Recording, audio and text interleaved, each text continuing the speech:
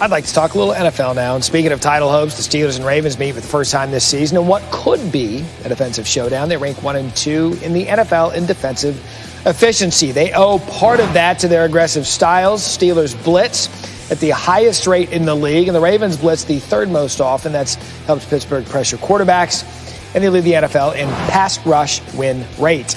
Baltimore used a different style of pressure. They rushed the defensive back at the highest rate in the league. It's worked. Their DBs have accounted for an NFL best 18 pressures and 8 sacks. All that is a tall task for the quarterbacks, Roethlisberger and Lamar, who are meeting for the first time. Big Ben has handled the blitz much better than the reigning MVP this year. Let's hear from both quarterbacks on this rivalry. It can be nasty at times, but I've always felt as many times as my nose has been broke, we've had injuries, it's been a close game. It's always been football in its truest form in the sense that it's never dirty. It's never been nasty. It's just been hard-nosed football. And so this is one you always want your bye week to be after.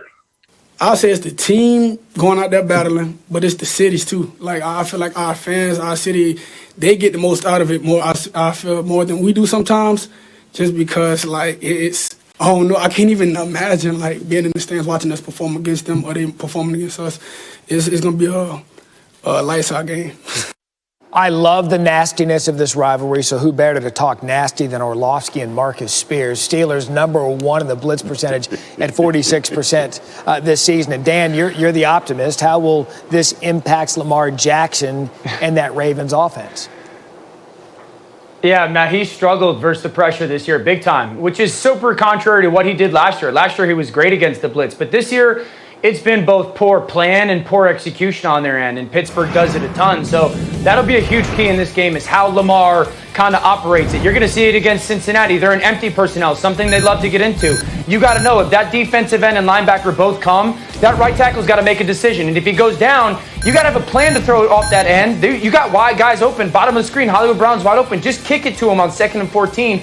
Instead, you scramble, try to make a play. It ends up to being an incompletion. Pittsburgh will do that. Another empty look. Again, now they're going to show you 6 guys, 3 off the ball. All those guys come. Pittsburgh will drop people out. This forces Lamar to throw a pick inside when he's got multiple options on the outside to throw the football to. And so something that he kind of has struggled with this year, they've got to lean more on their play-action passing game. Get Willie Snead going. Utilize Lamar's best ability, which is ball handling, the play fake in their run game, especially down in the red zone, utilizing Mark Andrews, allowing him to feel at his most comfortable, because if a team like the Steelers is going to sell out in their pressure package and try to leave people one-on-one or in their zone pressures, you can hurt them in the play-action game. That's what the Ravens need to do against this really good Steelers front. Matt, if I was a yeller, if I was someone who wanted to scream, I would be screaming for Baltimore to do that.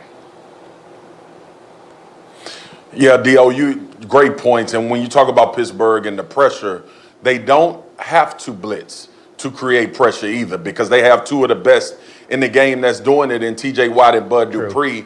And trying to manufacture pressure on Lamar Jackson is a little bit different, because if you are out of gap, if you miss, or if you just miss a tackle, it could end up for 80. And I'm sure they know that. You saw the multiplicity in which they could add. T.J. Watt lining up outside of the slot, taking a throw away from Ryan Tannehill early in that game. And also Bud Dupree lining up at times at middle linebacker. They've been moving these guys around, creating bad protection situations and schemes for opposing offenses. So as Dan talks about the pressure and how it's been getting to Lamar, they also can give you the illusion of pressure with these 2 cats that they have playing at the highest level on defense between T.J. Watt and Bud Dupree. I'm interested to see the mind tricks that the Pittsburgh Steelers defense tries to play when using these 2 guys, let alone knowing if they're going to rush or be dropping in coverage to take away some of those quick outlets that you try to use to defend against when teams bring pressure.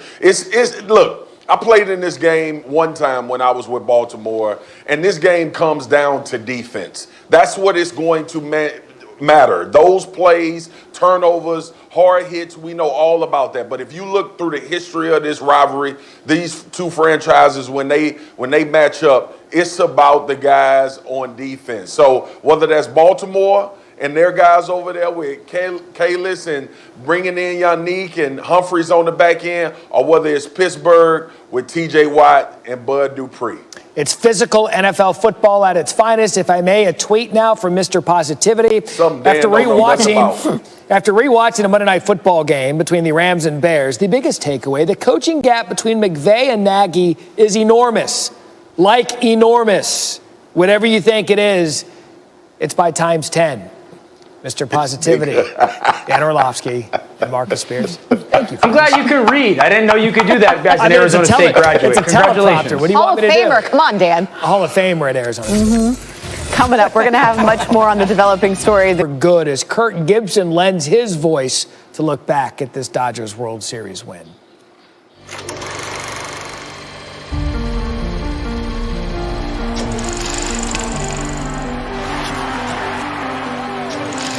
Baseball fans, like all sports fans, love a good comeback story. And look who's coming up. The gutsy underdogs believing in themselves, beating the odds. I don't believe what I just saw. In a year that has been so improbable, the impossible has happened. But it can be just as satisfying to see things work out exactly as expected, with the consensus better team overcoming the pressure of that label and getting the job done. And finally, these Dodgers have done just that.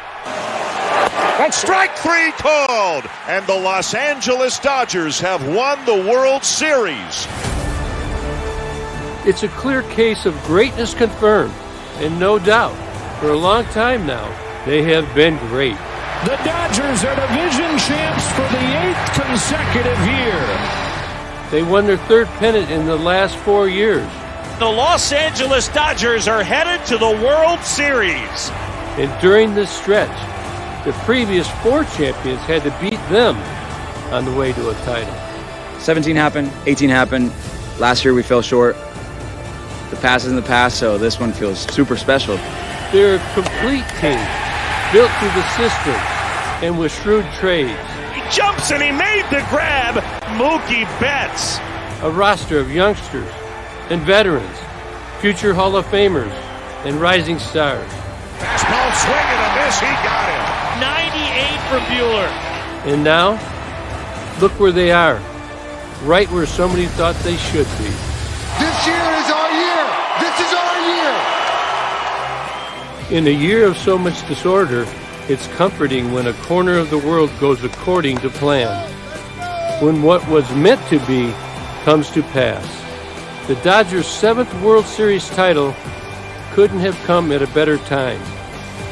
And after 32 years, the '88 team is honored to pass the torch to this great Dodgers team. If there's an asterisk on this season, it will forever mean this. Baseball came through again for the country in a time of crisis, and then a final stroke of reassuring certainty when all was said and done, the best team won. I mean, you can just run it back, 2021 for LA, because according to Caesars Sportsbook by William Hill, the Dodgers and the Lakers, they're both favorites to win it again next year. So why even play the game? Just go with the better. Yeah.